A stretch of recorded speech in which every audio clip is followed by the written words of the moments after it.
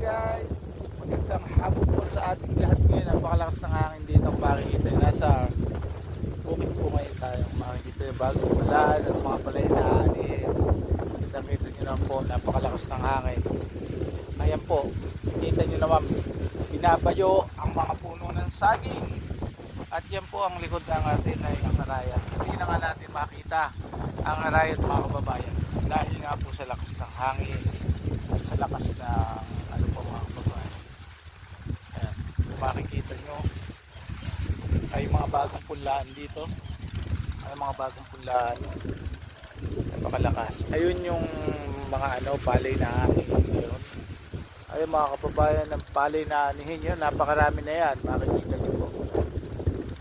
Yan po yan, talagang ano, napakahangin po ngayon dito, talagang binabayo puno ng saging at mga manggahan.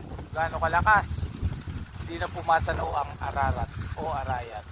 Ayan po, kitang kita nyo sa record ng buwan na buwan, ulan na ho mga kababayan.